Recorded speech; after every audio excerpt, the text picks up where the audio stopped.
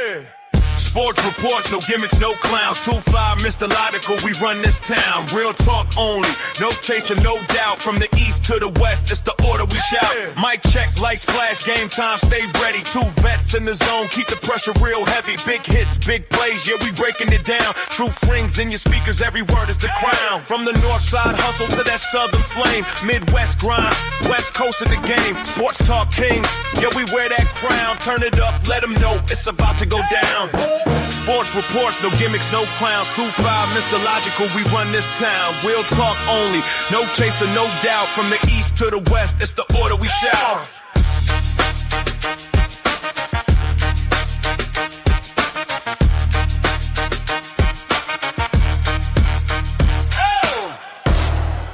It's about to go down.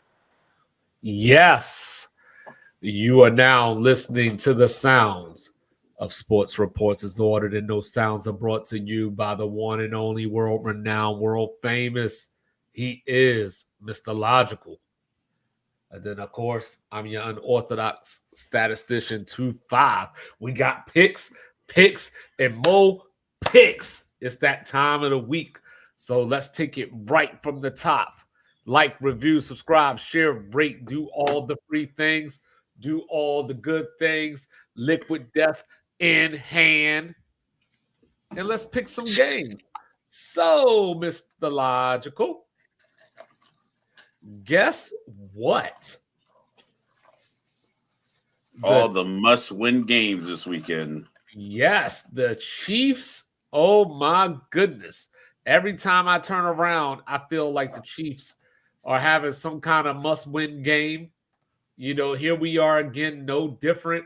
And this time it's a little bit different because, you know, earlier in the season, you know, we had all this stuff, you know, hey, are they or Baltimore, you know, going to miss the playoff? Then it was, you know, can they bounce back against Philly? It was so they've been in the middle of the fire this whole season. But this time it's a little bit different because Jacksonville has the tiebreaker on them. You know, Buffalo has the tiebreaker on them. You know, they already lost to the Chargers, so the Chargers have the tiebreaker on them. And now they going into Mile High Stadium. Can they dig into the closet again and put on that Superman cape one more time? Well, they're going to have to. You mentioned the Chargers, Buffalo, Jacksonville. Those teams will likely lose 1 or 2 random games throughout the rest of the season. We saw Buffalo lose, throughout the season. We've seen Buffalo lose to Atlanta and Miami. So I don't think they're going to pull away from the Chiefs, but the Chiefs can't play even money with them because they're already behind the 8 ball. So they can't leave this game 5-5. They got to leave 6-4, whatever they got to do. If they got to go out there and play them the way the Jets played them and hopefully pull it out, 10-7 like Green Bay and Philly this week, maybe they have to take Mahomes out of Mahomes. Like, listen, man, we checking it down. We putting all 3 backs in. We running touch passes with Xavier Worthy and Rashid Rice and just get them into space because you don't want to. We talked about this. We use an example of the Patriots-Rams Super Bowl when they won 13-3. Tom Brady normally lights it up from the second quarter through the fourth quarter of the Super Bowls. He's always had a slow first quarter. That particular game, they didn't throw any balls in the harm's way. It was just, if we got to punt it, we punt it. We pin them deep. We play good defense. And they held a team that was averaging 30 points a year to 3 points. Kansas City might have to just understand the defense is better even though your offense is loaded. And play to that. Like, listen, we can't give them opportunities. We saw with the Giants. They had them dead to rights until they threw that pick. They were up 10 when they threw the pick. That shouldn't cost you a game. But the Denver's defense caught the momentum off that interception, end up winning the game. You know, we saw a lot of stuff played out after a lot of stuff transpired.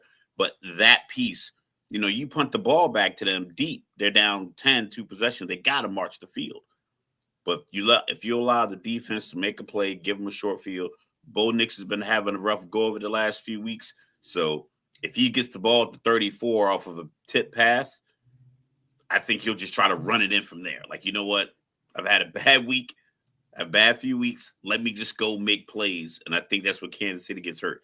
Guys who throw the ball, but make plays outside the pocket. I think you just don't want to give them any momentum. So I've been saying this name all season, and I want to see this guy get some work this weekend.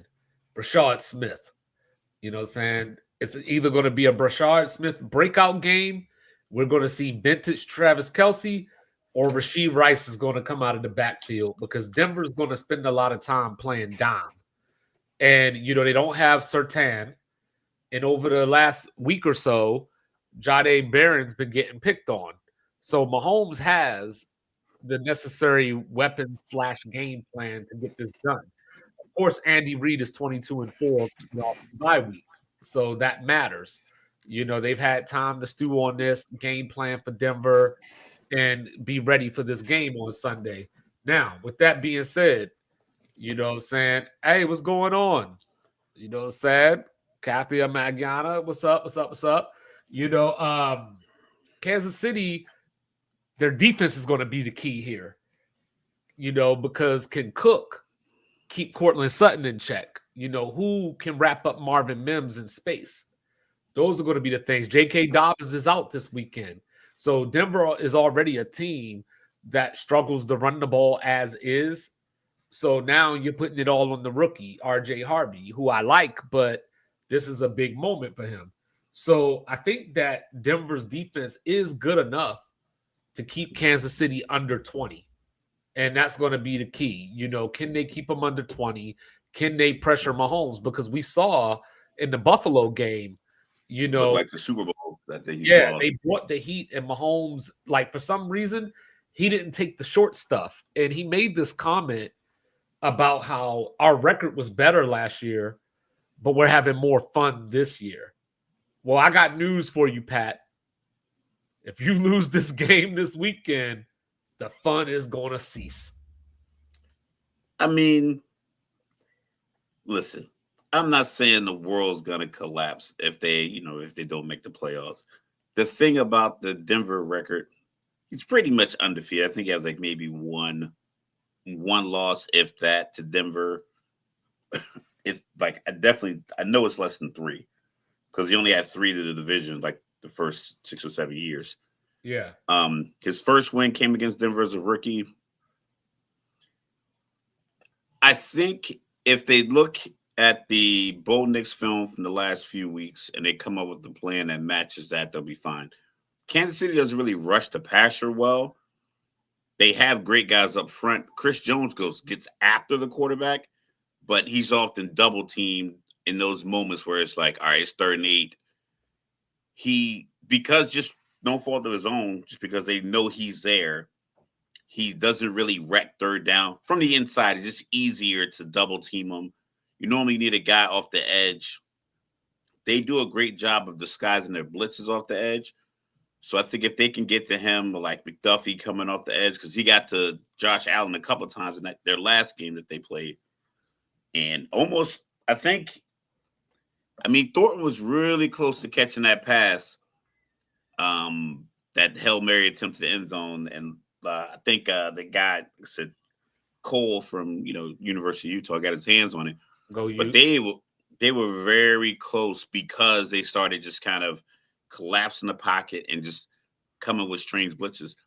If Denver can run the ball, then I think Spags would have to just naturally, you have to pull back on the pass blitzing if the team is running the ball well. But if you get in a situation where they're not running the ball well and it's a lot of 3rd and 7s, a lot of 3rd and 8s, 3rd and 10s, that's when you can see just the pocket collapsing and Kansas City getting the ball, short fields, special teams opportunities. But yeah, if Denver can stay on the field, they'll be fine. I just have a feeling that they won't be able to, especially if they're not running the ball with J.K. Dobbins.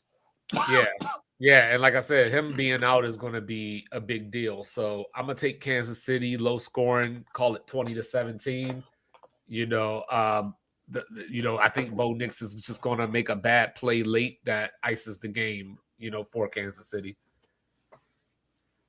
So then the defending champs coming off that Monday night, bar burner that you were talking about, that slobber knocker, saying now they got the other big team from the NFC North coming in, the Detroit Lions. We'll see if Dan Campbell is still calling plays or not. AJ Brown's out here on these Twitch streams talking about, if I'm on your fantasy team, drop me. So with that being said, he didn't even say drop me. He said get rid of me. They said get rid of me. So that's now a different word choice. That feels like a personal. Yeah, and so one of our guys, Lethal, he made the comment. I wanted to get your thoughts on it. He was asking if this is turning into T.O. and McNabb. No, it's not that bad because T.O. went after the quarterback. A.J. Brown is going after the process. And I was having this conversation with some guys at work. I live in Jersey, a lot of Eagles fans. You come here Eagles fan, or you just gravitate towards because we're in the southern part of Jersey. You just become an Eagles fan because you're in Philly all the time. And they were saying AJ Brown just needs to stop bitching and complaining. I'm like, I get it. I personally don't go about just kind of airing out how I feel in public, but in the same sense, these reporters go to players with questions and expect an honest answer. And they normally get like a Belichick Saban kind of answer unless Saban's really riled up. But now you got a guy giving you a real answer. Expect it. We all want to hear the inner workings, what's going on with the team. We always want to know what's going on. So him saying hey, I think the offense is stagnant and I should be getting the ball more. That's not crazy. Because he's out there blocking every run play, or he's running deep routes or running routes every pass play. That's a lot of cardio, knowing that the game plan does not have you getting the ball. There's no way any team, I don't care the status of your quarterback, I don't care the health of your quarterback, whoever the quarterback is, whoever the offensive coordinator are, they need to be game planning. How in our first 5 to 10 passes do we incorporate every passing weapon that we have on the team? You shouldn't have the first 15 plays scripted, have guys like Devontae Smith and A.J. Brown not targeted 3 to 4 times each. Because that's you figure you go 3 to AJ, 3 with Devontae is the number 1 read. You can still get your 4 handoffs to Saquon Barkley. You can still get your design quarterback run for Jalen Hurts and a couple passes to the tight end. And that's your first 15 plays scripted out. Your game plan can start with those guys getting the ball in their hand, getting active, especially if you do smoke routes. It's a simple route. You bring A.J. Brown inside a little bit. Maybe they sag off, get it right to him right there in the slot. Maybe he runs for 6 or 7 yards, but he runs, like I said before, he runs into the guy guarding him. That's 6'3", 225, 230 pounds. That corner's not going to be tackling him all day. But if he's out there just running with him, yeah, I can do that. And speaking of that, Detroit, Terrion Arnold, is in the concussion protocol, so I'm not expecting him to go, but we'll see. Kirby Joseph has been out, and he might be out again with that knee issue. So, I think that Detroit could be in trouble in this game if Philly decides to go that route. You know what I mean? And Goddard can get some work. And also, I just found out a little bit ago, on the offensive side, they're not going to have Sam Laporta. So this game simply may just come down to who's better on 4th down. Because they're going to go for it. They're going to go for it. So it's hard to handicap this game because, Detroit can do the things that Green Bay decided not to do for some reason. The whole time I was watching Monday Night Football, I was like, hey, why is Green Bay not throwing the ball into the slot? You know what I mean? They kept challenging Quinyon Mitchell. It was throw it at Adoree Jackson. Throw it at Adoree Jackson. Throw it at Adoree Jackson. Why not? You know what I mean? So I expect to see a lot of slants, maybe some curl routes to try to turn and get upfield, get a missed tackle, and break off some big plays. So I like Detroit, but I got to go with Philly since they're at home. They were looking up tickets at work. That's why the conversation started. Tickets are like $500. And I was like, that's what happens when your team is good. Because I looked up Atlanta to Carolina prices. Those tickets are $100. Yeah. I'm like, yo, I can fly down here, fly from here to Atlanta, round trip, get a ticket for $300. And you guys are out here spending $550 a piece to sit deep it's in the lower bowl. But it's like row 37 in the lower bowl. Yeah. But that's what happens when your team is good. I want to pick Philly, but I think the chemistry is going to it's going to take a loss for them to have to regroup. Because Jalen Hurts after the last game was like, and they were saying it during the broadcast, when they were up 3-0, it was like, if they win this game 3-0, Jalen Hurts would be a happy man at the press conference. So I think you need a loss in order to make some changes. Wake up. And Detroit's on it offensively. So I think they're not going to slow down. So I figured they jump on Philly, aggressively, and they pull that game out. High scoring. Okay. But it's going to be, they're going to come out there first and say, listen, look at all our speed, look at our size, look at our scheme. Watch how we deploy all of it in our first 15. Their first 15 plays are going to look way different than Philly's first 15. Okay. So, last season, the Minnesota Vikings went 14-3. They lost to the Lions twice. And then, of course, there was the Thursday night football game against the Rams with the face mask that wasn't called.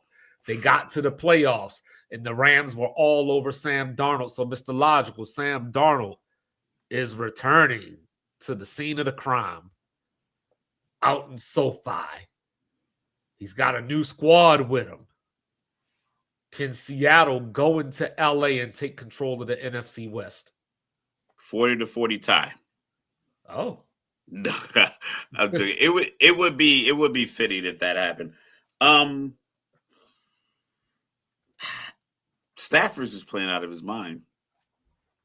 The Rams defensive line, they seem to find players who do exactly what every team needs young players to do, and they find them every single year. Like, listen, we drafted you because in college you really got after the quarterback. So just do that here in this color uniform. No problem. Hey, we drafted you because you could really stop the run. Along with a good pass rusher. Cool. We got one next to you. Can you stop the run? Got it. Yeah, we got you because you can play good defense. Like everybody they drafted seems to do whatever they want, and they make a trade. It's the same thing. Devontae Adams, we got you here to make big plays, make Matthew Stafford look good, and he'll make you look good. Got it. It's just everything that they do seems to be hitting on something. And I tried to disregard him 2 years ago. We remember, I had him at 4-13. I thought Stafford was done. I thought McVay was done. That let me know that I just talk shit on this microphone. Because I've been dead wrong. So I'm not gonna do it again. I'm not gonna pick against the Rams again. And SoFi, I know normally SoFi it feels like a road game. I think people treat it like Vegas, where you just book a trip to LA and you throw in the football game on that Sunday and fly back. So that's why it looks like there's always more fans than the Rams fans. I think people just treat it like a tourist location. But I think there's enough Ram fans in the audience that will cheer on their team to victory. So, I was up in the lab today. Said I was getting my Mr. Logical on. I was playing some NCAA 26, Oh, I thought you were saying cussing out your coworkers. No. And I was trying out this cover 9 defense. So then, I got up on them internets, Yep. So I got up on YouTube and I go, So what Seattle does is the inverse of this. They run a cover 6. And so as I was thinking about that, I was like, hey, the cover 6 works really well when you're playing against young quarterbacks. When you go and look at Seattle's schedule and the teams that they've been beaten up on, I was like, But I was like, but you got Matthew Stafford out there, the vet. And not only Matthew Stafford, but you got the weapons. You know, like you got Devontae Adams, you got Puka. You know, they've been using the tight end a lot more lately. So I think that the Rams are just a bad matchup for Seattle. Just based off of that, Seattle's going to have to mix a lot of things and get out of their tendencies, I think, to win this game, which they can do because Mike McDonald is a defensive savant, if you will, no pun intended. Yeah. So he could theoretically change that game plan, but I want to see how Eamon how they use him in this game. I think the Rams are going to win just because I feel that they got Sam Darnold figured out going back to the things that happened last year, you know, where they made him look a little pedestrian, especially that playoff game. Because as good as Jackson Smith and Jigba has been, you know, he had Justin Jefferson last year and they still couldn't figure it out. So, you know, so maybe you get Cooper Kupp some touches early, you know, against the former team, suck them in to get Jackson Smith down the field over the top, and you got Shaheed now. So I think that Seattle will keep it close. And I do think, even though you were kind of joking around, I do think it will be a little more high scoring than people might tend to think. Because I think a lot of people probably look at this game and say like a 23-20 type lens. I think 31-28 or 34-28 isn't out of the realm of possibility. Yeah, I was thinking 34-27. But I'm gonna go with the Rams. I think they just make one more play and Darnold just, you know, because he's been playing well lately. I mean, I think I saw. I don't think he's gonna play poorly. I think it's just a matter of. I think Stafford's gonna play exceptional, and Darnold's going to play very good, but Rams are just going to make the extra play, the punt return. Yeah, and all things being equal. They got, you know, the 4th and 1 stop on their side of the 50. I think they'll make that play, get Stafford the ball back. I don't think it's going to be like a game where it's like, oh, they just got Sam Darnold looking like, you know, like a backup again. Yeah. I think it's just a matter of like they're two good teams. It's just that one person's jab is just going to be more effective than the other. Yeah, somebody's got to win and somebody's got to lose. And if this game was a little bit closer to the Palouse, obviously the Seahawks don't play in the Palouse, but if it was a little closer to the Palouse, I would probably pick Seattle. But, you know, I think I'm going to go with the Rams. You know what I'm saying? Yeah, I think the Rams got this, Munchie. You know what I'm saying? So then, of course, we got the rest. What they do, they should do like a little tribute to Cooper Kupp, get him out of his zone. Nah, I don't know if that works or not. But Mr. Logical, here's a question for you. Who needs this game more? Tampa or Buffalo?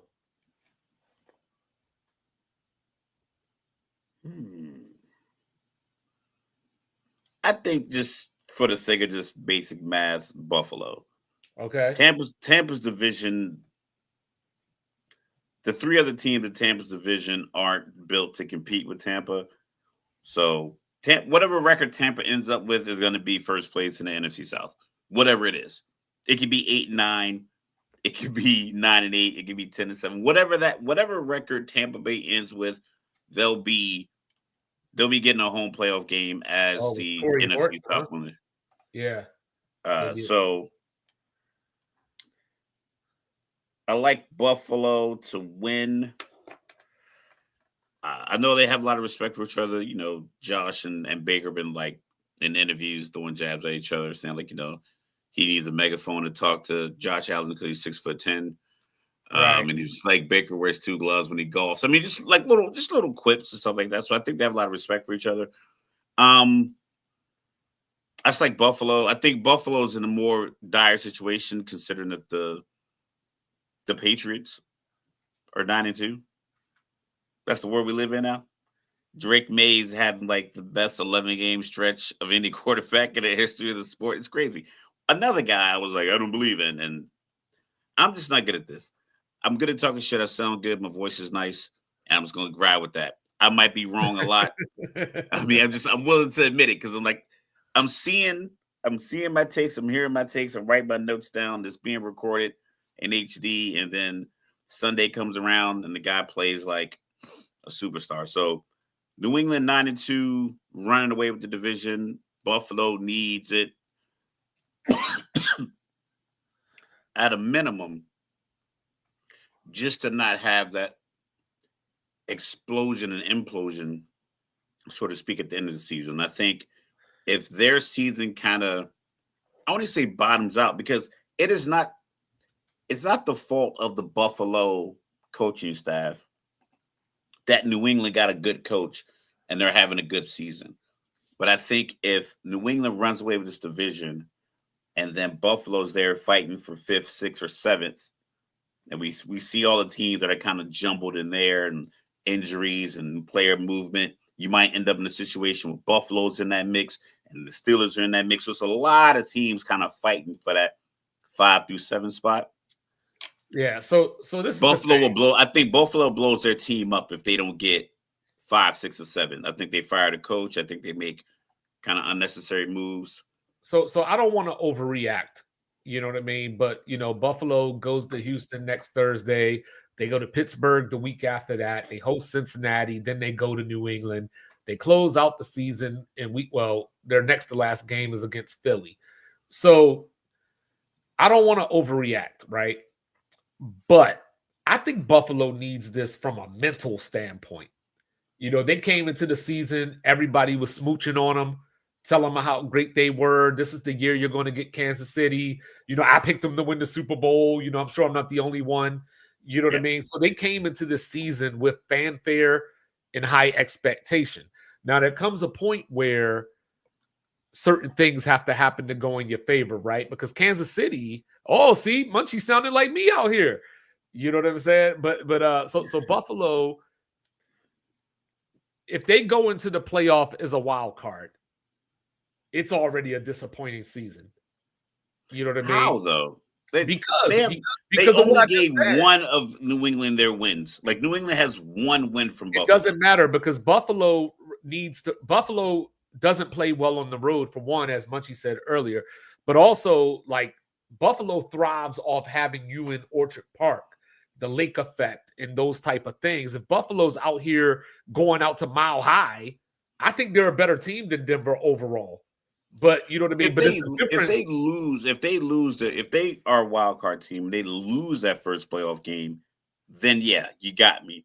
But that's my point. Just being a wild card team, that's my point. I don't think that's a fireable offense. I don't think that mentally Buffalo can be a wild card and make it to the Super Bowl. Like I don't think they'll probably lose. I'm just saying, like if the season ends and they're 5th. And they are 10-7 or 11-6. They just happen to be 5th because New England is 13-4. I don't think that that looks poorly on the Bills, especially if they split. If they beat New England this next go around and they split the 2 games, okay. I think that's one thing. But if they lose both and they're 5th and they lose, then it's like okay. So I think they're on the rise, and I think they'll make plays. I think they win this game. Tampa's still banged up. Bucky Irvin's back at practice. We'll see if he can go. 42-degree weather is in Buffalo's favor with the Florida team coming up there. So, I think this game will be fine. But I'm not so convinced that they go into Houston next week and get that win with the way that they've been playing on the road. So that's why I say that if Buffalo, to your point, if Buffalo is 10-7, there's trouble up in Orchard Park. You know what I'm saying? Because you got to remember, Buffalo literally came into this season. At the start of this season, all the reports out of Vegas was Buffalo's favored in every game this year. You know what I mean? But I think after they get this win, they're 7-3. I don't think the sky is falling. I think they will treat it as if the sky is falling. Yes, that's what I'm saying. I agree with you. Like me and you have gone back and forth about McDermott being the guy, and I stand on my basic plateau. My line of the saying is like, what are you going to get better from the head coaching position? Like they just probably need maybe the GM to make a better couple of wide receiver moves, maybe get some more threats on the outside. I don't think the coach is the problem. I don't think he gets out coached. Yes, they should have ran the ball more in the second half against Kansas City in the AFC Championship game. But at least you were giving it to your MVP quarterback. It wasn't as if they had a backup running back in there trying to catch toss. Like these random toss sweeps on 4th and 1. Like, you gave it to your guy. Your guy just ran into another team of guys that made plays against him. So, but I do feel like they will treat the offseason like the sky is falling. If they end up at 6-3, they probably have, what you said, like 3 more tough games left. Yeah. Well, so I think, and that Philly game might not be so tough at the end of the season. So, like I said, New England's success shouldn't be an indictment on Buffalo, especially if they split. If they split, they split. Well, I think But if Buffalo, New England gets them twice, then I think that's something you got to evaluate. I think in this game, Buffalo's got some good news, bad news, because we'll see. I don't know if Dalton Kincaid's going to make it or not, go Utes, but they should have Josh Palmer back. Saying, I think Clemson wins this game. I thought that was one of my upsets, but, so we'll see what happens. They're up at halftime last I looked. But, then we got Mr. Logical. This one is nasty. So we got a team that has lost 6 out of 7 against a team that has lost 3 out of their last 4. The funny part about this is the team that lost 6 out of 7 got their one win against this team. Cincinnati is going into Pittsburgh. I have no idea week to week what we're going to see out of the Steelers. And that's always hard to say because the Steelers are one of those teams that generally always have an identity, and we know very clearly what that is. They've had the same uniform for years, so you think consistency. Yeah, and I have no Terry idea. Bradshaw played in that jersey. But I don't know why I'm about to say what I'm about to say, but I'm about to say what I'm about to say. I think Cincinnati's going to beat them again. Oh, man, nah. And good news for Cincinnati, though. Joe Burrow's practice window is back open. So, we might see him. Thank you, sir. Might see him at practice. Appreciate you. Throwing the ball around. But I think that appreciate it, sir. At the end of the day, I think that Pittsburgh is just a mess right now, and they can't get out of their own way. We talked about Aaron Rodgers the other day when I made the comment about take one for the team. Saying he should have more time against Cincinnati. He shouldn't have to take one for the team. The problem is, even if Aaron Rodgers plays his best game of the season, for the first time in my life, I can't trust the Steelers defense. That is first time in my life. That is weird. That's a weird position to be in. I have no reason to trust the Bengals. That's it.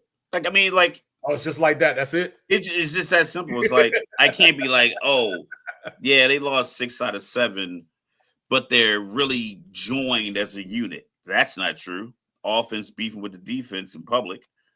They're stable at quarterback. Not true. Dude's my age. Their coach is cemented in his position. He's not on a hot seat. He's going to coach free. Not true. The team makes quality moves generally throughout the year. Not true. They block well. Not true. Hey, all that you're saying right now applies to the Steelers too, except for the calling out each other part. At the calling out each other part, I think the coach is more stable.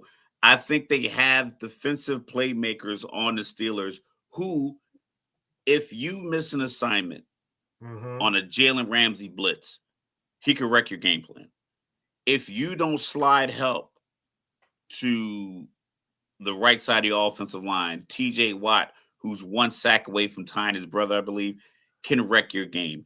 I think the way it's something about Pittsburgh, just like I think they get in their own way during the game. But Cincinnati, you have 2 bad opening drives, 6 plays and a punt, 7 plays and a punt, and Pittsburgh turns that into 10 points. You can see helmets slamming on the sideline. Maybe, but Cincinnati, I think Cincinnati could fall apart publicly down 10-0, 3 minutes left in the first. Whereas I think Pittsburgh, Aaron was have like a little mood. Tomlin's going to be stoic. I think the defense has leaders that they trust. And then we've seen the tape. I mean, I don't want to call out Shamar Stewart. Ready to go home, bro. That's how we look in Virginia. It's not a lot of emotion. Is that what it is? Yeah. Stewart is getting tossed around, so that's on film. So at a minimum, it's like if it's 3rd and 3 and you want to pass it, but it's like Stewart's lined up in that gap by himself, I think we can toss him off this spot. Like you just find the week. Like I said, once again, I use my kids' football game. They were playing a really good team, 17th ranked team in the state. They had a corner out there. He had a cast on, so it was like wrapped. He had like a real cast. So it was like wrapped. So he literally couldn't. His hands, everything was all. So he just had a club and a free hand. I'm like, yo, I'm not trying to target a kid, but he's out there. Granted, he's a baller if he's out there with a cast on. I know kids who won't go out there with a sprained ankle. But he can't. The likelihood of him catching a pick on a go ball very low. Take a shot. Like that's a weakness on this 11-man front. 2 guys are getting recruited to Temple. Another guy's getting recruited to D1 on the linebacker core. The corner wasn't all that's just good over here. He wasn't, and he was playing with one hand. Go at him. I think Steelers gonna be like 97's lined up over here. There's no help. They look like they're gonna blitz. Let's slide this way, put a bunch of people in front of him, and just run the ball downhill right at him. I never thought I would say these words, but I'm trusting Flacco over Rodgers. So give me Cincinnati. Jesus Christ. Yeah, I know. That's where we are. That's the state of the Steelers right now, But hey, down in Jacksonville, you got the Chargers making the long trip across the country. You remember a couple of weeks ago, we were talking about Jacksonville, turnover. In their first 5 games, they forced 14 turnovers, and they've had 3 since then. They forced 3 since then. I wonder what their psyche is like coming off that loss to Houston last week, giving up 26 points in the 4th quarter. The only reason that I would pick Jacksonville, and let's be clear, I am not picking Jacksonville, but the only reason that I would pick Jacksonville is the cross-country trip. Playing on Sunday Night Football and then having to come across the country, physical game against the Steelers. We're going to see if Parker Washington can go. He's been hurt all week, but he is limited at practice. Same thing with Brian Thomas. Travis Hunter's out for the season now. So Jacksonville's going to have to establish the run. I don't think they can. And you talk about, I know you get mad sometimes because I talk about the offensive line and you're like, well, the quarterback need to get rid of the ball. Well, Trevor Lawrence ain't getting rid of the ball. So the Chargers going to be all up in his face. Give me the Chargers. And I guess this is like a bit of an early season crossroad for Liam. 5-4. You got the big win at home over Kansas City, and then you had the collapse against Houston, all in the same season. Then you had the beef on the sideline with the 49ers. It's been an up and down emotional season for the first year coach. I don't know how he reacted to the 26 points in the 4th quarter. If he went to if they took, so that was Sunday. They probably got back home sometime later that evening. I was like, you know what? Scrap it. He slept on it, woke up Monday, new game plan for the Chargers. They'll be good to go. I just have a feeling that a lot of film from last week is being replayed, and they're not going to get over it. And the Chargers are going to come in with that whole rested. They had a good game last week. They have an experienced coach, and I think they're gonna leave that game 8-3, and then Jacksonville's gonna be searching for answers. Yeah, I think Jacksonville is just in a place right now where if they don't get turnovers, it's hard for them to generate points, and they don't keep drives going. So I think that's going to be the big issue. And then Of course, we don't need to spend a lot of time on this one, but I'm just here to say, famous Jameis. My Seminole is starting quarterback for the Giants this week. The only problem is he going to have Micah Parsons on top of him. So, Green Bay still concerns me because the running game just isn't up to par. So, Josh Jacobs, I'm counting on you. You're playing against the Giants. This should be your first 100-yard game of the season, which is odd to say. For a guy that has won rushing titles and things like that.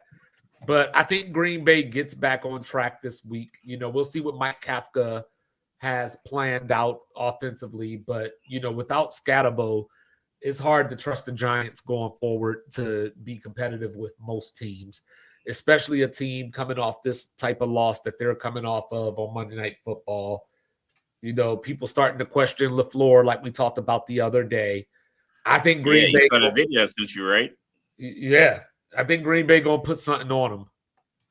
Oh man, you gambling for real? We'll get into that in a second, but you gambling for real? Yeah. You might need an intervention. You betting on Cleveland? Yeah.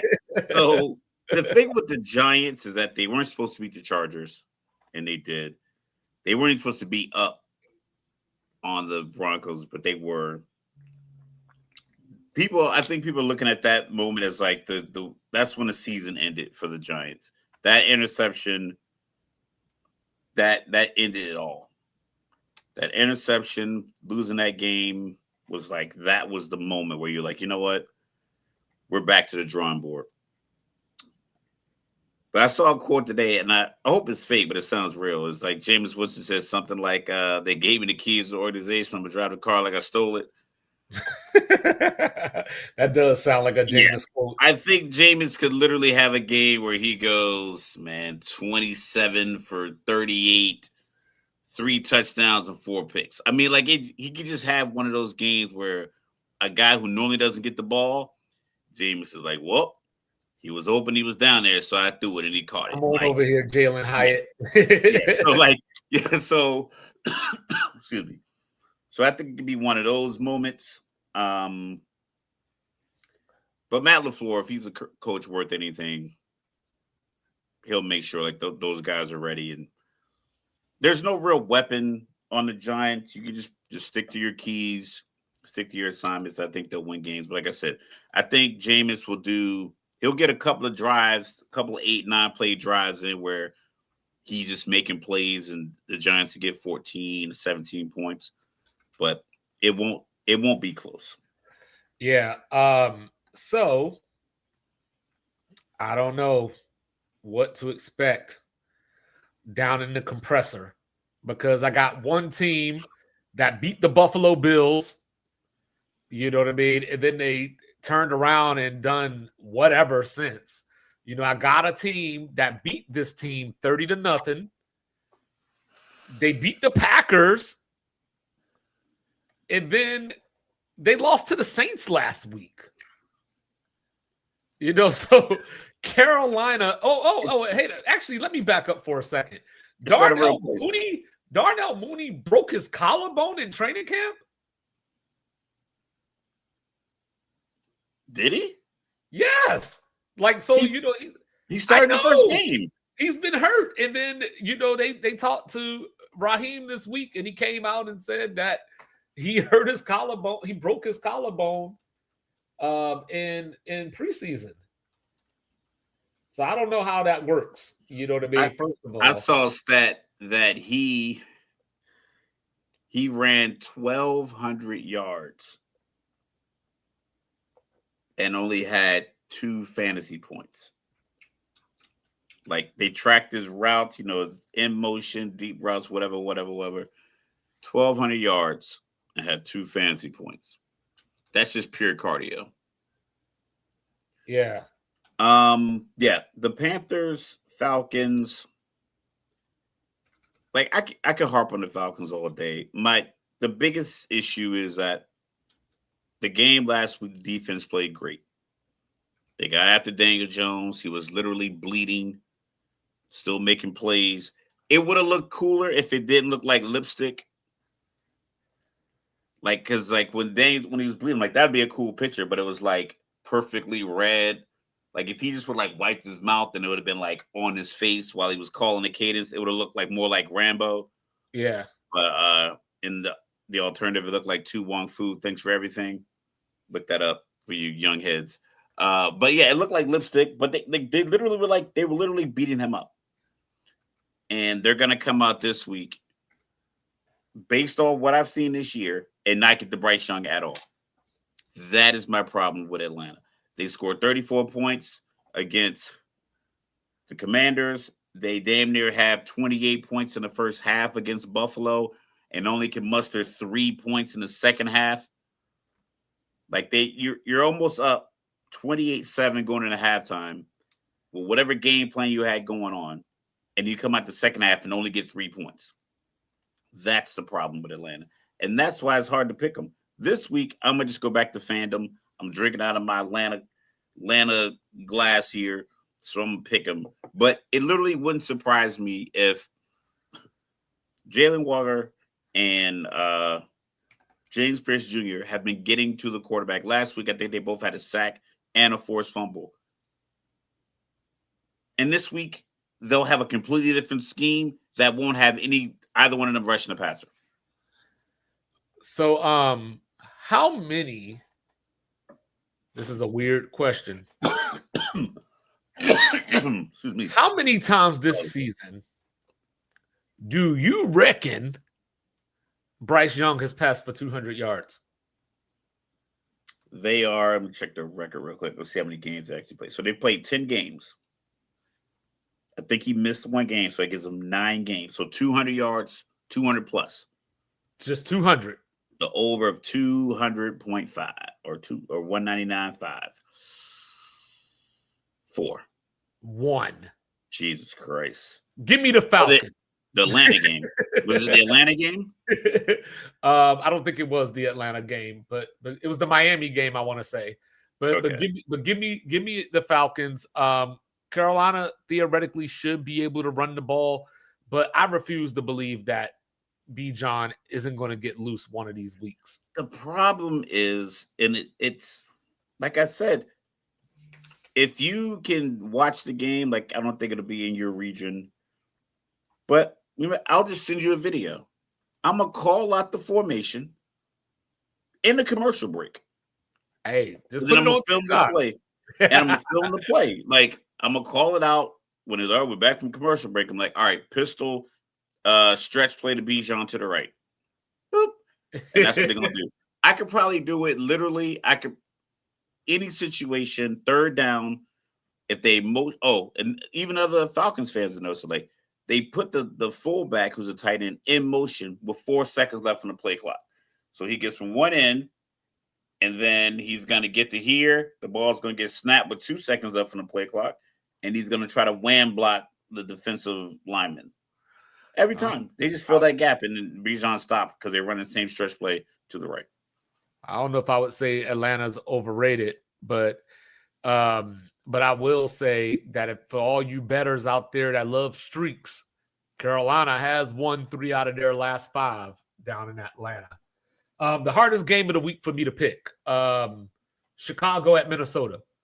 Obviously we go back to week 1, Monday Night Football. J.J. McCarthy was a no-show for about 3.5 quarters, and then all of a sudden, he went destruction mode on the Bears in the 4th quarter. The Bears, are they coming with it, man. But the problem for the Bears right now, they lost that game to Minnesota. They lost another one to Detroit. They are 0-2 in the division, so the Bears need this game. Minnesota, on the other hand, somehow 2-0 in the division with wins over Chicago and Detroit. So, Mr. Logical. Yeah. This division doesn't make any sense, but they're winning. Like the losing doesn't make any sense in the NFC South. The winning doesn't make any sense in Chicago, in like the NFC North. It's like, what's going on here? Like, I don't know. I think I don't know if it's just consistencies or if it's just styles make fights. And they just have just certain matchups that they can't win. But it's weird because, we were talking about Duke the other day. They're 5-4 overall, but they're 4-1 in the ACC. Minnesota's 4-5, but they're 2-0 in the division. Yeah, give me Chicago. I'm gonna take Chicago. I'm gonna just take Chicago because it's hard to beat your division opponent twice in one year. I think JJ is still figuring out, literally, like I said, I think it's like his 4th or 5th game he started. So he's still figuring it out. I think Caleb has gotten a vote of confidence from Ben Johnson that I don't think we've seen since his time with Lincoln Riley. Mm-hmm. So I like that. You see it in like the post-game press, the post-game, the game ball, stuff like that. So I like what Chicago's doing. I like their playmaking ability, and I like how they're deliberately attacking. I know, I was up and down with Caleb because he had the good game against Dallas, but guys were just wide open. But the 2 touchdown runs he had last week is like, okay, he's figuring it out. I'm talented. I can do this. I can trust my team. And when it's time for me to make a play, I'm just gonna make the play. I think last year was like, I got to throw it to make the play, or I got to do this, or I got to make the big play. I think now it's like scramble, go mode, let's get it. So yeah, I got Chicago. Looks like we have some technical difficulties. Mike should be back in a second. Much as just the Atlanta quarterbacks are overrated. Like we're having some technical difficulties here, but Munchie, real quick. Atlanta's quarterback's not overrated. He's not overrated. Yeah, I'm gonna take the Vikings in this game. I think that Chicago is in that stage where we're gonna find out how they handle prosperity. I think that Brian Flores is gonna have Caleb Williams running in circles. Ben Johnson calling one too many trick plays that just won't work. So I'm gonna take the Vikings in a close game, 3-point game, something along the lines of 27-24. So as we go from there, we go to Arizona, out to the desert. Brock Purdy is back. It looks like Ricky Pearsall is probably going to be back. So the 49ers slowly but surely getting guys back into the fold. Now the Cardinals, they've been up and down most of the year, mostly down when you look at their record, but they've been in a lot of games. They just haven't been able to finish the job. Last week, they got absolutely waxed up and down the field in Seattle. Jacoby Brissett starting again. Kyler Murray's on IR. No Marvin Harrison. He had the appendectomy this week. I don't know how the Cardinals are going to generate points. It's that simple. Robert Saleh has the 49ers defense playing well. Ignore what happened against the Rams last week, but for the most of the season, they've been playing well. I don't think the Cardinals are going to generate enough points to put a scare into them, so give me the Niners. Over in Madrid, the first NFL game ever in Spain. These here Washington Commanders going over to play the Miami Dolphins. This is going to be a sick game early in the morning. The only people that are going to be watching it are sickos like me that cheer for one of these two sorry teams. But I'll be watching. So look, Tua Tagovailoa has been playing a lot better over the last couple of games. He had the opening pick against Buffalo last week, but that's just how it goes, I guess. But, Washington's secondary is not going to put up any resistance. And I think that at this stage, I think that Washington season is over. Obviously, Dan Quinn is going to be taking over the defense. So they're already in trouble. Mr. Logical's back. We got some technical difficulties. But Washington, just to go back, I picked the 49ers over the Cardinals. No Marvin Harrison, and all that. So I don't see how they generate points. But I agree with you. So Washington, is going to have to establish the run, which they should be able to against Miami. So I think that Washington will keep it close. I think that Miami will turn the ball over a few times. And in these games, of course, the first question is, what is the field going to be like? Because, we've seen these games in Brazil, where the field has been kind of, I would like to think that Spain has a little bit better field. You know what I mean? But I think that Washington gets off the mat for about a half, and then eventually the attrition kicks in. And I think that Devin Achane takes over in the second half. Give me Miami by 2 scores. 2 scores is a lot. I'll take Miami just because they're whole. I thought they were falling apart, but like I said, you get the ball to the speed guys. Tua looks like a great quarterback when he gets the ball to guys who are really, really fast. Quickly. Yeah. You know what I'm saying? We're live right now.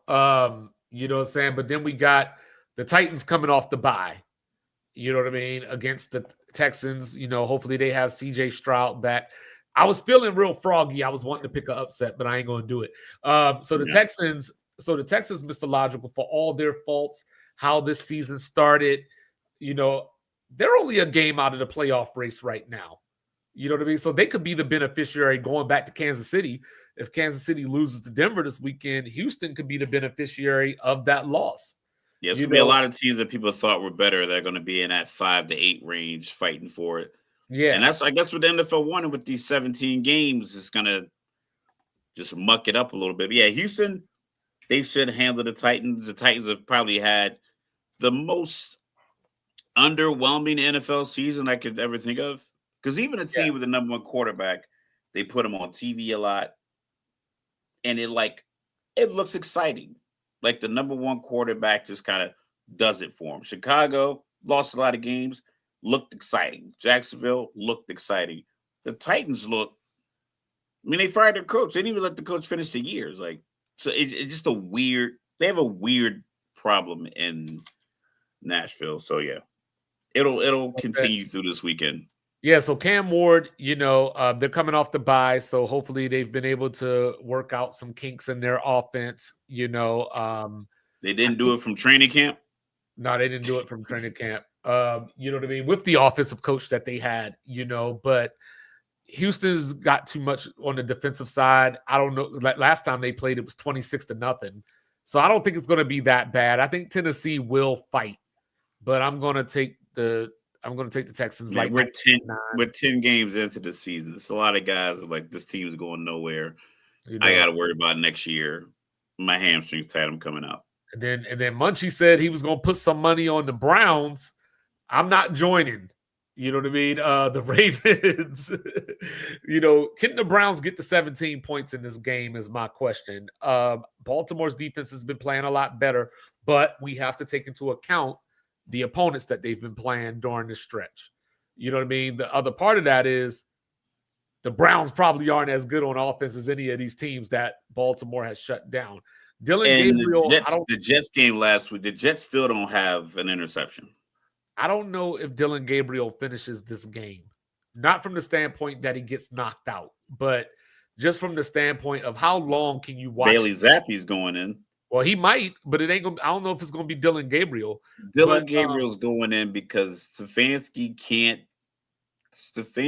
can't afford to pull the guy that he kept shoving down the fan base's throat as the second best or the best rookie of when they had like 6 quarterbacks, and at one point they had Flacco, Pickett, him, Shador, Zappi, and Huntley. They still had him rated as second team or third team. He was getting more first team reps. So this entire calendar year, since they've drafted him and Shador, they have treated him like he was the more ready blue chip product rookie. He can't take him out of the game no matter how bad he's playing. I think he knows he's done in Cleveland because you can't. I'm not saying Shador is ready, but I have a feeling that in a clean pocket, Shador is going to have a little bit more velocity on his passes. Shador is going to be able to get on the edge a little quicker and make plays. Dylan Gabriel he's a good quarterback. He's a college football quarterback playing on the NFL team. Dylan Gabriel is the type of quarterback that you would want running a camp. You know what I mean? To teach quarterback fundamentals and, how to maneuver in the pocket, how to avoid the rush and things along those lines. Like, he's that kind of quarterback. I don't think you want him leading your team. You want him as your quarterback coach of your team, not the quarterback you have to coach. Right. And quick update, we got Louisville is in the end zone, so 11 minutes left to go in the third quarter, 16-10. Cardinal, Oregon, and Minnesota is underway on Fox. Last I checked, it was 14-0 Oregon already with 7 minutes left in the first quarter. So, I think that it's getting cold outside. And that means that Derrick Henry's about to light up, warm up that Ravens offense. And I don't think the Ravens need to score a lot to beat Cleveland this weekend. So I'm going to go with the Ravens. I think it's going to be a closer game, division game. Cleveland's been fighting this year. I'll give them that. They beat Green Bay, and they've been losing some close games. But yeah, that was a long time ago. It was. That was a long. That was a different quarterback too. We talk about the coworker. If you work in the building and you have a coworker that's coming up short week in and week out, but yet every 2 weeks they are still there getting paid more than you or getting more face time with the leadership more than you. Shador doesn't need his daddy to protect him. I don't know why people think it's a bad thing that his successful father coached him from high school through college, and then he went to Division I school and he played well. Shador is a good quarterback. No one's saying he's going to be the best quarterback in the world, but I guarantee you, Cam Ward isn't doing much more than what Shador could do. He's not doing much more than Dylan Gabriel's doing. So all the quarterbacks that got drafted last year, when you look at what was available, there was no way he was 3 or 4 rounds worse than those guys. That's just it. Just you can look at their college production. You can look at the basic processing of how they played on the field. He's a good quarterback. There's no way he is this far behind Dylan Gabriel. And that's all we're saying. I'm not saying you should put him in. I think he should never have been on the team. I don't know why they would put him on the team. It just doesn't seem smart to have a guy that polarizing behind a guy you drafted who has limitations. That's the whole problem with the Shador, Dylan Gabriel, Cleveland thing. Because now I think people in the locker room like Shador. I think the community likes Shador. He's a likable guy. He came from a likable parent. Dion is a really good, marketable person. It's just a bad thing that they have going on in Cleveland, and they ego won't allow them to fix it. And Baltimore is going to pick off those little passes that he's floating. Yeah, so we'll see. But of course, Monday Night Football, so all this time, Mr. Logical, I think we've been talking about the wrong coach. We've been asking all year, is Aaron Glenn going to be gone at the end of the year?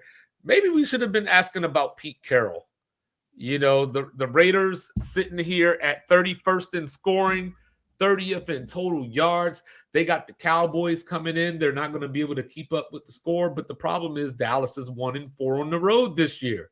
So is there any chance, is there any world that the Raiders win this game on Monday night? The Raiders are a poorly coached, poorly managed franchise, and they have been for years. Any Raiders fans can holler at me. I'm going to give you a prime example. Geno Smith hurt his quad. You have a fully capable backup quarterback that started multiple games in the NFL, standing there with his helmet on. You're within a possession in a division game, and you keep trotting out a guy out there who's limping. 3 possessions they did that. 3 crucial possessions where the Raiders got the ball back on defense. Denver was not playing well, and they kept sending limping-ass Geno from the exercise bike onto the field. When you have, I see if you had a guy who never had any action, like your backup was a rookie out of Liberty, and he's never had any action in the NFL because your actual backup got injured that week. And you're no, we can't go to a guy who's never seen a cover 3 defense from Sean Payton. Kenny Pickett has. Kenny Pickett could have gone out there and got you the points you needed to help you win that game. But yet for 3 possessions in a row, they sent Geno back out there. Clearly limited. Clearly. And it was cool. We'll let you run this ball first and second down. And now it's 3rd and 8. We're going to send the house. And he couldn't get away. Yeah, so I think Dak Prescott is going to light up the Raiders. The only hope that they have is that Max Crosby can do a Myles Garrett impersonation. And they still lost that game. Myles Garrett had 5 sacks because the quarterback play is so inept. It's going to be the same thing for the Raiders. Pete Carroll should never got hired. I don't know why they thought that was a good hire. Well, He should never got hired. Well, I don't know. I think that when he got hired. I think Ashton Genty should be able to get yards against Dallas. I just don't know what's Geno's status. First of all, he's going to play, but how healthy is he coming off of what you were just talking about? I think the Cowboys win, but hey, playoff record is a team thing. You know, I don't know what to say. Like, I've seen Dak put up 31 points in the playoff game, and Dallas lost. Contract, the year that Atlanta went to the Super Bowl is because they let Aaron Rodgers march down the field, something he never does in the playoffs. Yeah, and don't forget one of those playoff games that Dak lost, Aaron Rodgers hit that improbable pass. Rolling to the left. Yeah, to Jared Cook. We got both. Skip Bayless started calling Mason Crosby Mason Crossbar. Yeah, you know, and he crushed it. Yeah. So, I like Dallas in this game. Dak's contract, if he was up for a new one, then the contract would matter. But since it's locked in, that's just bad business by Jerry. Jerry could have done it better. He, like I said, he let his desire to win the deal, like his buddy in Washington, the art of the deal. But yeah, it's a bad move.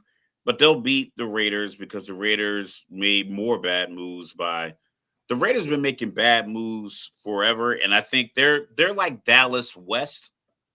Yeah. Because they're some teams that are family run seem to have it figured out, like a family business. We're going to get people in here who know how to run the business. We're just going to make sure we keep the business in the family. You can run it. We'll hire people who aren't our last name to make decisions on player personnel. We'll hire people who don't have our last name to be the coaches. But as far as the people who run the team, they will be of our bloodline. The Rooneys, the Maras, even the Woody Johnson and the Jets, they're terrible, but that's because he gets in the way. Jerry Jones gets in the way. Mark Davis gets in the way. Lamar Hunt doesn't get in the way. 7 AFC championship games and 5 Super Bowl appearances. So we'll see. But Dallas has a tough road to hoe. You know what I mean? Because they got Philly next week. They get Kansas City on Thanksgiving. Of course, that'll be a short week. Then they go to Detroit. You know, they host Minnesota, host the Chargers, and then they get the 2 breathers with the Giants and Washington to close out the season. So, yeah, it's going to be tough sledding here for the Cowboys over the next few weeks. But, of course, it's that time of the week. It's time for Upset Alert. Here we go. Now, look, this is one of those slates where all the big games are in one area of the country, so I apologize, but we're going to get right to it. So give me Arkansas plus 5.5 at LSU. We'll see if LSU, how hapless they are. Arkansas can score on anybody except for Notre Dame. Give me Tulsa on the money line against Oregon State. I want the over in Memphis and East Carolina. That's at 58.5. I want the over on Maryland at Illinois. That's 53.5. Give me North Carolina plus 6.5 at Wake Forest. And I want the under 38.5 in that game. Give me TCU plus 4.5 at BYU. I think BYU wins, but I think it gets a little hairy. Give me Wyoming on the money line at Fresno State. Give me Arizona on the money line at Cincinnati. And then we're going to get right back to it, Mr. Logical. We're going to get right back to it. Because this week is revenge week. Last year, Florida, DJ Lagway had one of those coming out parties, and they knocked Ole Miss out of the playoffs, basically. Now they got to go down to the Grove. Last year on a Saturday night, I came on here and I said, Oklahoma's going to upset Alabama. And what did Oklahoma do? They bitch slapped them all over Gaylord Memorial Stadium. Then we had a long argument about should Sark have put in Arch Manning against Georgia last year. He did, and then Arch got ate up. And then guess what? Right. Texas has been in the SEC. This is their second year in the SEC, right? Their SEC record is 11-3 since they joined the conference. 2 of those 3 losses to Georgia. And now they're going to Georgia this weekend. So it's revenge all over the place. So let's get right to it. Here we go. I'm sorry. I didn't believe in LSU this year. I had them 8-4. I'm sorry. And they might not even go 8-4. But you know what I'm saying? So here we go.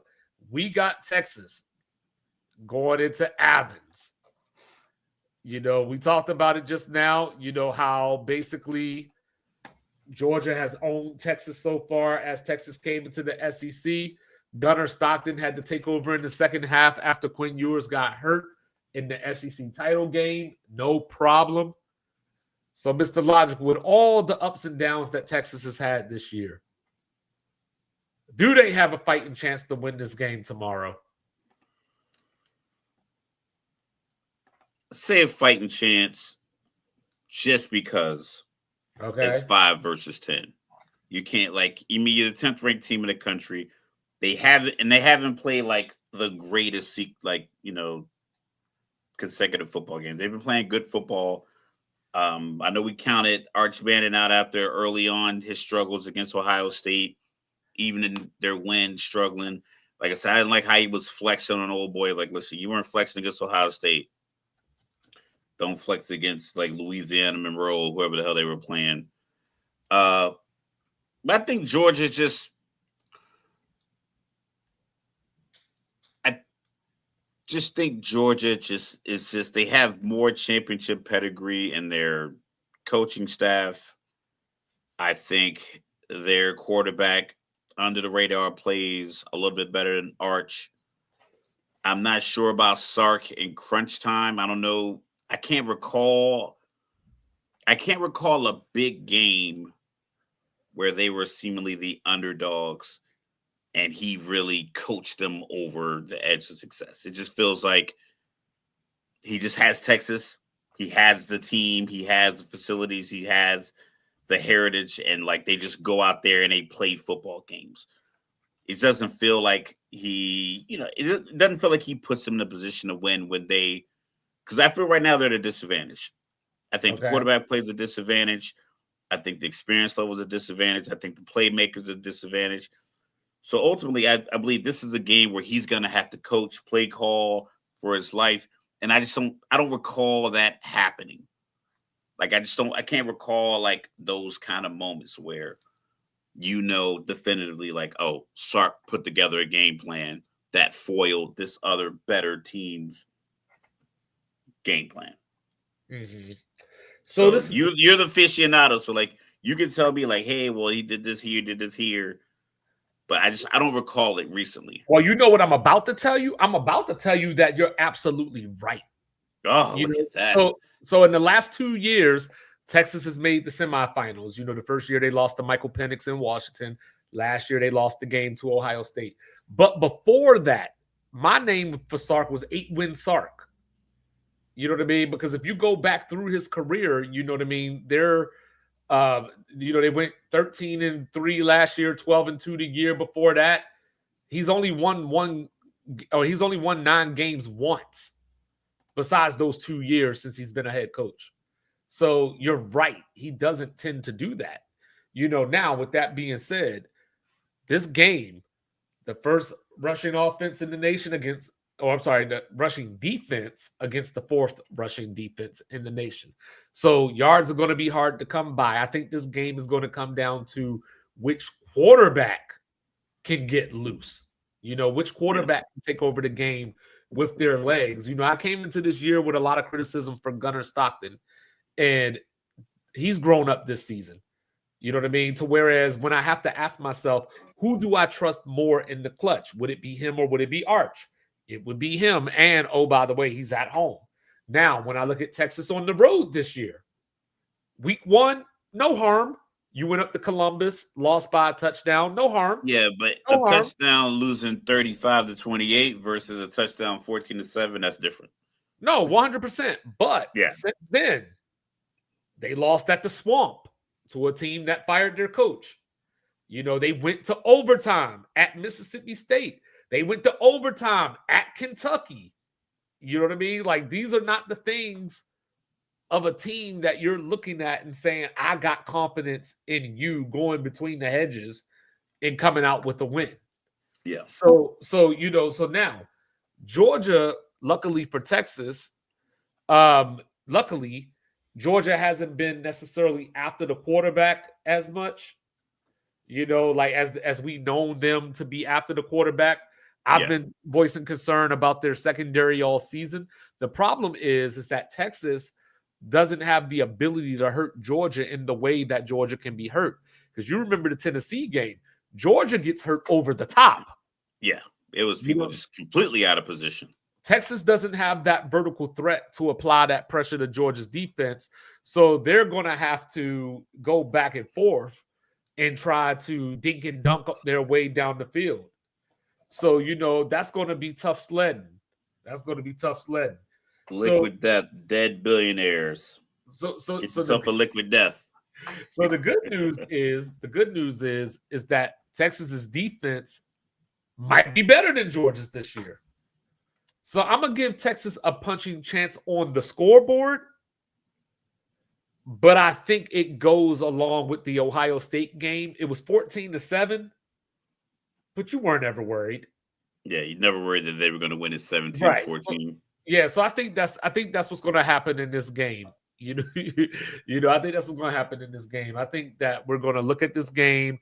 It might finish, say, 16-13, and we're going to go, how is a 3-point game that dominant? I think Georgia's gonna put the mollywop on them. Yeah, I think they're gonna put the mollywop on them. Okay. Because if you like you say, you ran down the loss to Florida in the overtime to Mississippi State. Texas has the talent. But overtime normally it was like a scramble. They had to come back to make overtime against Mississippi State. All the Mississippi State fans thought they were going to win. Like the guy from Barstool ran down the sideline. It was all crazy. Yeah, Brandon Walker. Georgia's not letting that happen. Georgia's simply not letting that happen. On the road, neutral site, maybe. How I love those games. But at home, between the hedges, Texas, essentially Arch Manning, the young quarterback. I know he's 21 years old, but for the most part, he's a young quarterback. Yeah. I think Georgia does their normal dominant. We're a top 5 team, big game, Kirby Smart. Yeah. Let's put it on them. Yeah. And remember, they had the nation's longest home winning streak until Alabama came in there a couple of weeks ago. So speaking of Alabama, saying we are not going to Gaylord Memorial Stadium. This game is going to happen down in Tuscaloosa. The Oklahoma Sooners are coming in. Oklahoma trying to fight to keep their playoff hopes alive. Alabama trying to stay on track to make the SEC championship game. John Mateer, a lot of people want to blame the thumb because he had the surgery. No, he just hasn't been that good since the SEC play started. And that makes sense, right? The step up in competition. Yeah. The good news for Oklahoma, for me, is that I think they match up well with Bama because Bama can't run the ball. You know what I mean? So that's going to be the key to this game. Can Bama keep Oklahoma honest by at least trying to run the ball? And at least, even if it's not effective, just keep them guessing of what's coming. Last year in that game that we were talking about, they held Alabama 30 rushes for 70 yards. Now, granted, Jalen Milroe was 15 of those rushes, and he got 7 yards. So he's gone now. Yeah. So Ty Simpson should be able to handle Oklahoma. Earlier this year, we were talking about how Oklahoma can't run the ball. But Xavier Robinson has come along the last couple of weeks. So I think this is going to be another muddy game. It's going to be close, but I think Alabama's going to pull it out in the end. I think this is going to be a carbon copy of the Texas-Georgia game because you have two teams. We talk about these rankings all the time. Yeah. A lot of these rankings are to facilitate ensuring that certain teams get this level victory, top 15 victory, top 10 victories. I think Oklahoma, with an injured quarterback, is no way they're the 11th best team in the country. I think Texas, with the losses and the way they played against, granted, they're wins, but this is an NFL where talent is equal. This isn't like public high school where talent is equal, and it's like you might have one or more dynamic players, but like This is college football where the talent imbalance it's palpable. Like you can clearly see it. They just give these teams these rankings so that the other teams can beat them and have these wins on their resume. I think Bama handles Oklahoma very much like I think Georgia's going to handle Texas. It won't be close. The Texas and Oklahoma quarterback stat line will look like 17 for 28 plus pass attempts, 170 yards, 200 yards, maybe one touchdown, 2 or 3 picks. Okay. I think each game is going to look like that because we can look at last year, but the talent overhaul, the talent differential, Alabama doesn't retool. They just reload.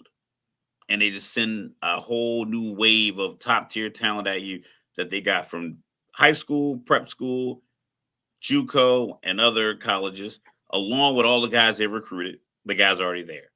Yeah. Oklahoma does the same thing, but they don't do it to the same wave as Bama does. Because Oklahoma right now is the type of school where if you're good last year, you're going to transfer out to one of these other top tier schools. Yeah. So yeah, I'm thinking this is going to be, like I said, I don't want to say like blowout, like 34-7, but it's going to be one of those games where it might look close and then Bama's going to come out. Ryan Williams is going to run a go route, touchdown. Oklahoma's defense is just going to be decimated. Offense goes back on the field, turnover. It's going to be one of those games where it rains and pours. Okay.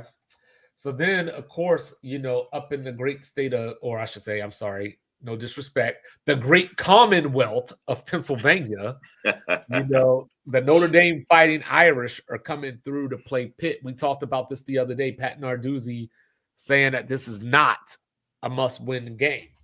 It's probably not because they could still win the ACC, but you just don't say those things.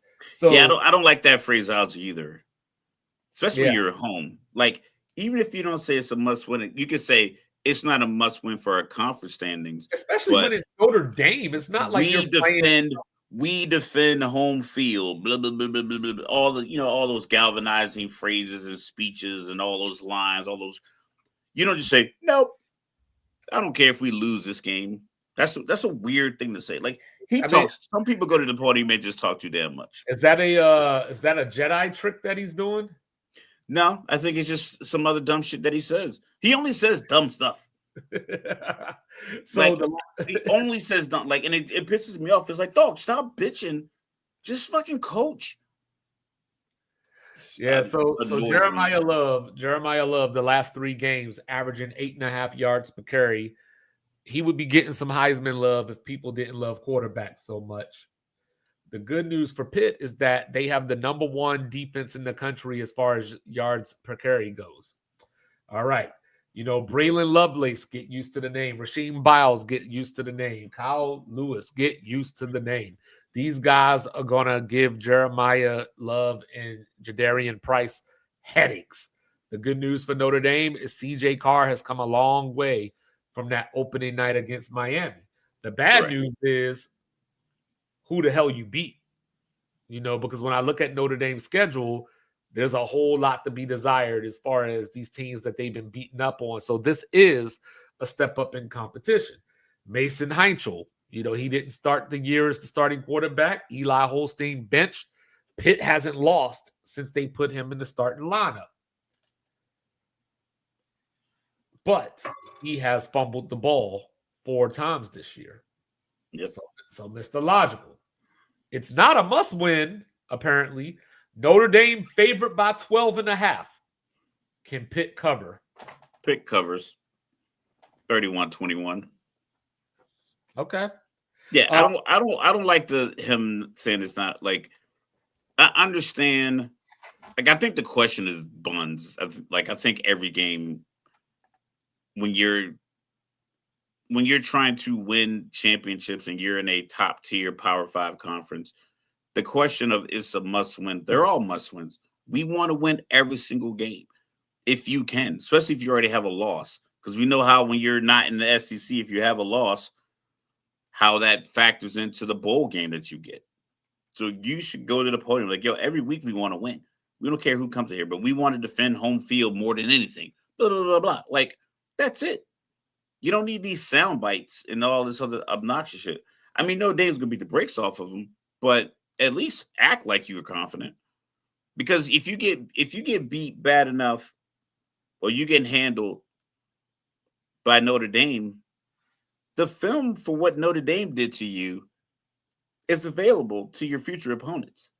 So if you go in there with this mindset that like winning is not, it's not an expectation, and then you put bad tape on film, then whoever you're playing next week is going to be like, all right, bet they can't stop this. Or their coach isn't, does not have them ready for the moment. Right. So yeah, I'm gonna go with Notre Dame. I think close. I think 30-24 sounds about right.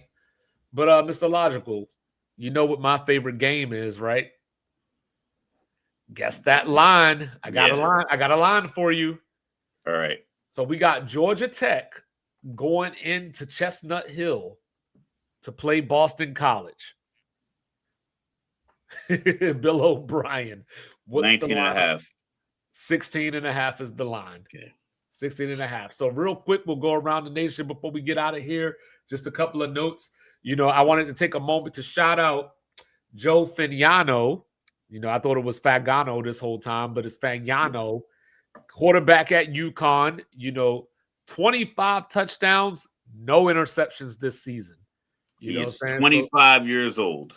So good job. I don't know how he's been in college for 7 years. So Missouri State, Missouri State, they're bowl eligible, and they're trying to fight the fight, to get the bowl game. But of course, Mr. Logical, they aren't eligible yet. So I hate that rule. Last thing, Michigan State. So a couple of months ago, we got on here.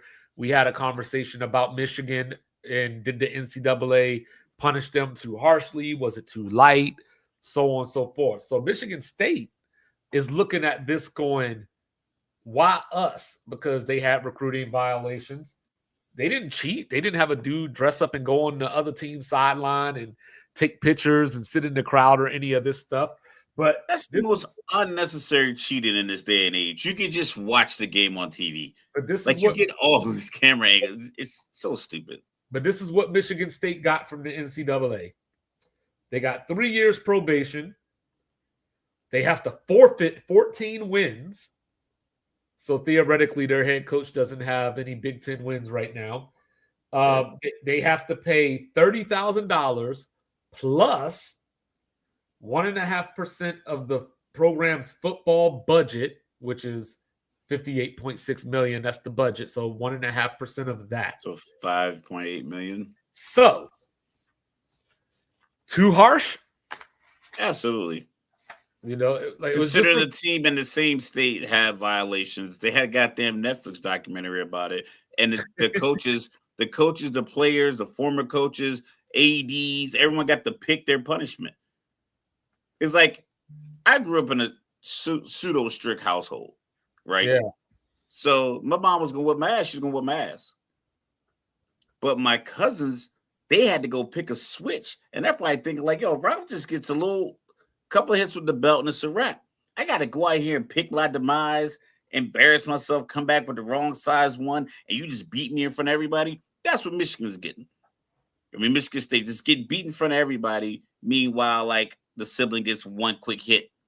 So yeah, I don't like it. The reason they didn't do it because Jim Harbaugh is a legacy coach. He's a legacy football player, and they didn't want to take his national championship away, which they should have based on everything they've ever done in the NCAA when it comes to these kind of violations. And part of the justification by the NCAA was we don't want to punish the current players for what happened in the past, but that's exactly what you're doing. That's what you did. You put them on you put them on probation. Like at a minimum, you get to a bowl game, you get the Best Buy Meineke Card Carrier Bowl, you might get a little swag bag. So now all the players on the team don't get to go play their bowl game somewhere in Tampa or California, some random place. Michigan State wasn't going to make a bowl game anyway, but maybe next year. So they got so it was 3 violations of for 3 players that should have been ineligible. There was some unofficial visit expenses. They engaged in improper contact, which I've always thought was stupid anyway. But like, yo, it's the rules. The rules made sense at the initial meeting when they came up with the rules because everybody at the table heard the rule for the first time. And they probably heard the rule before there was Instagram, text messages, and everything else. Now, it just doesn't make any sense. Like, my son's a junior. He was telling me last year, he was like, you can't talk to a college until, like, June of your, like, before you head into your junior years. Like, what's the difference? Like, if you're good in 10th grade, let's talk to you. Most of the time, you're not even going to get that conversation isn't going to be like a thing. Because, like, most 10th graders don't play varsity to the point where they're getting recognized and followed by colleges anyway. So, like, having that rule in place doesn't make any sense. But I'm one of those people, like, I'm a stickler for, like, silly rules. And I think that's one of them. You should be able to contact the players. You just got to write up the expenses. You should give it a cap on, like, hey, this is how many visits you can have. Like, just keep it simple. Like, some of this stuff is like, you can't buy him a cheeseburger, but you can get him an NIL deal.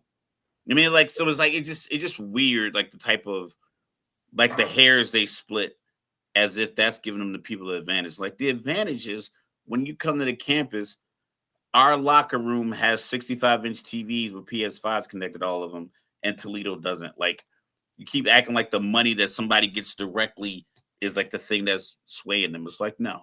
The $58 million budget. Well, that's going to win out.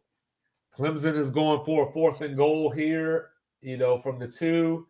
They're down 19-13, and they get stopped, and we got Oregon up 21-3 on Minnesota. Here's your stat. Total yards, 9 minutes left in the second quarter. Total yards, Oregon 248, Minnesota 43. So, right. All right, Mr. Logical, last one before we get out of here. One more. Tell me the line. So I got Indiana. Okay. You know what I'm saying? Wisconsin. The Hoosiers, playing against Indiana. Let's see. I think the game is in Indiana. Wisconsin. Yeah, it's in Bloomington. Yeah, what's the spread? I think Wisconsin's like 3-6 and 1-5. Oh, it's a flag on Louisville. 22.5. 29.5. Jesus Christ. I get more credit than. And then last one, same game. What's the over-under? 29.5 spread. So that means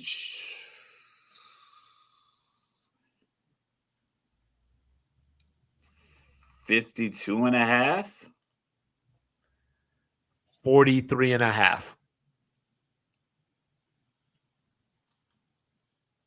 What? I got them winning 30. 38 to 7. 38 to 6. Something like that. Yeah, I guess so. Yeah, so unsportsmanlike on Louisville, so 1st and goal, Clemson again. But ladies and gentlemen, thank you for joining us. We will be back on Tuesday night with reaction, more college football playoff picks, maybe some Ja Morant talk because, he's still acting crazy down there in Tennessee. Yeah, we got some NBA talk we got to get to. Looking at the Warriors Spurs right now in the NBA Cup, 2-5's favorite floors. Yeah, it is aggressive. The San Antonio one is aggressive. Well, speaking of San Antonio, how about Wemby and Stephon Castle with a triple-double in the same game? Craziness. I'm happy that these young guys are really starting to really turn it on. Shout out to OKC for Ace Bailey had his first 20-point game. Getting back to the basics of building a basketball team. Oh, here's one for you. Who is leading the Kia rookie ladder right now in the NBA? Good times, Muchie. Hope to see you again. Yeah. Absolutely. Appreciate the engagement. Hell, I don't know. Who we got? Oh, Cole Knipple in Charlotte? Con Knipple, yep. Con Yeah, Knipple. yeah. He's number one on the rookie ladder right now. I saw Jokic put up 55 the other night. You know, Yeah, they said our plan was to let him score. We didn't think he was going to score 55.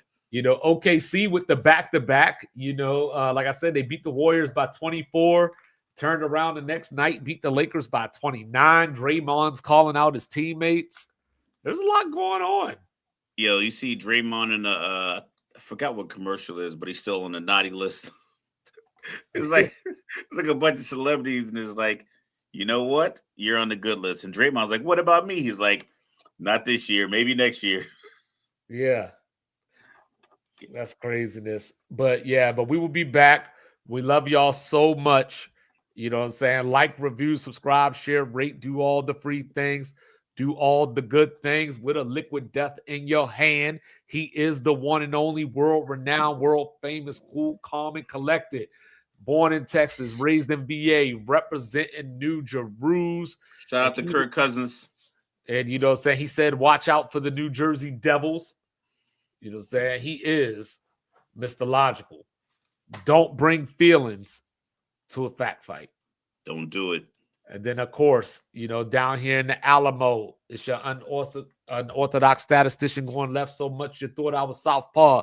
Dodging and weaving, Manny Pacquiao ain't fast enough. I go by the name of 2-5. See y'all in a few days. Sports Reports is on. Sports reports, no gimmicks, no clowns. 2-5, Mr. Logical, we run this town. Real talk only, no chasing, no doubt. From the east to the west, it's the order we shout. Mic check, lights flash, game time, stay ready. Two vets in the zone, keep